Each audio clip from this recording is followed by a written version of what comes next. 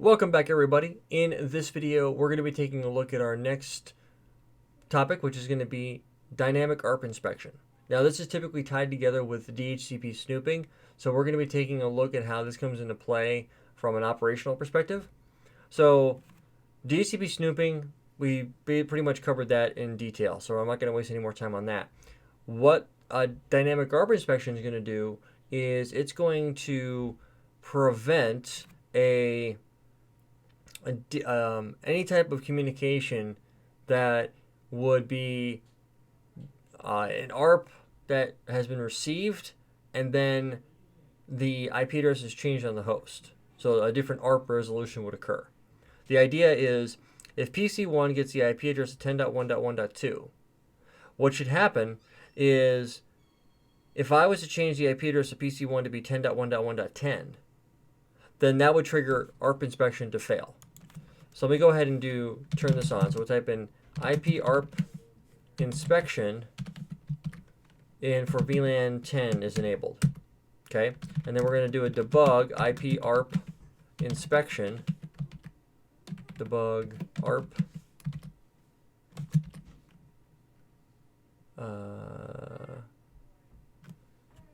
Snooping. There we go.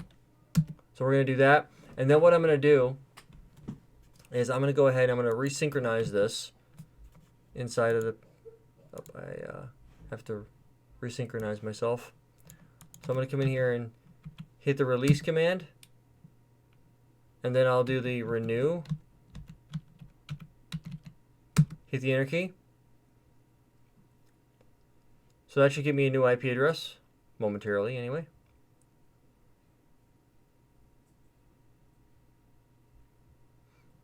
So we're seeing some data going back and forth.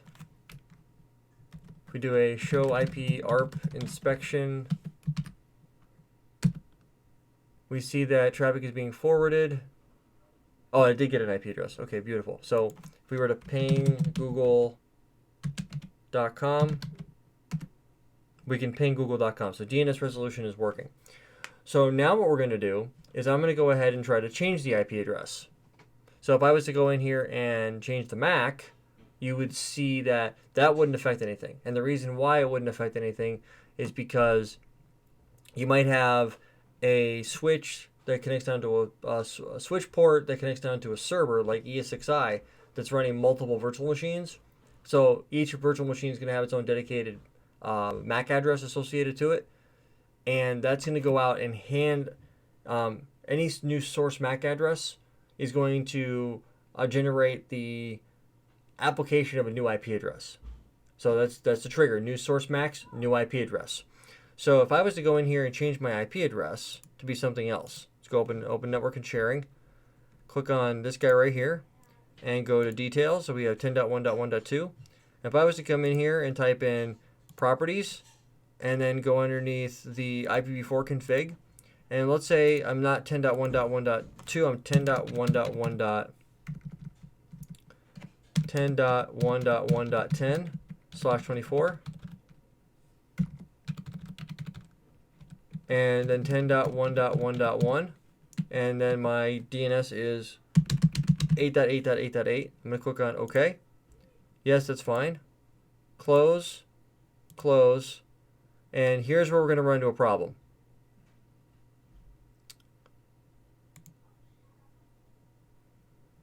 So we have invalid ARPs on gig 0/2. And if we come in here and we do a show ARP inspection, we're going to have a bunch of dropped. So we hit the gig, or I should say, up, and then we lost our connection. So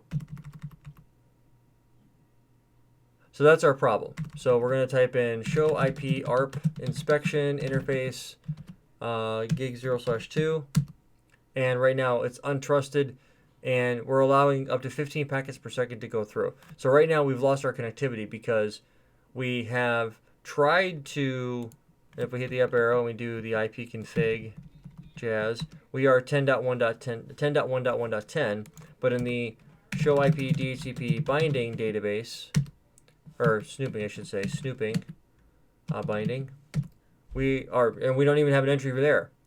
So because it's the ARP, let's do a show interface status. Did it error disable it? It did not. So what I'm going to have to do is I'm going to have to pull that command off. So basically it's like, you know what, you can't do that. So source incoming IP is going to be 10.1.1.10, and you can't have that. So I'm going to go ahead and change that value back to what it was before. I'm going to say on this guy, details. Nope, I want this guy. And then I'm going to say properties. And then on IPv4, properties, I'm going to go back in here and do this and do this. Click on OK, close, close. And then that will work.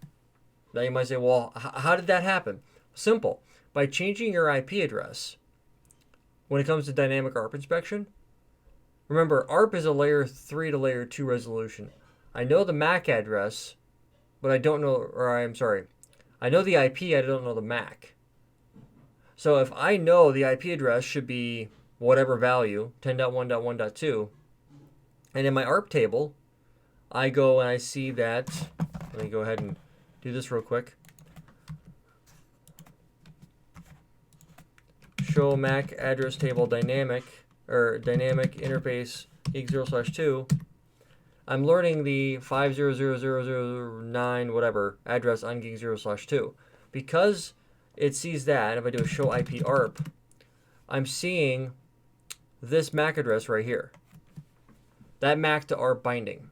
Or sorry, that IP to ARP binding. Because that's there, and if I change the IP address, it's going to be like, yeah, well, that's not supposed to happen.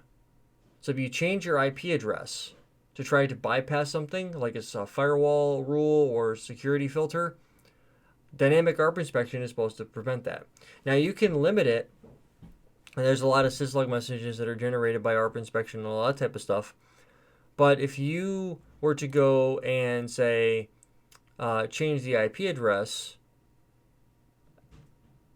ARP inspection is supposed to trigger that.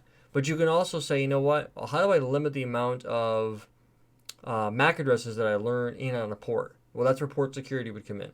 So then you'd be able to start layering in different security solutions based off of the given situation that you're trying to solve. That's pretty much it, though. So that's pretty much ARP inspection in a nutshell. There's really not a whole lot more to it than that. Until next time, guys, take it easy.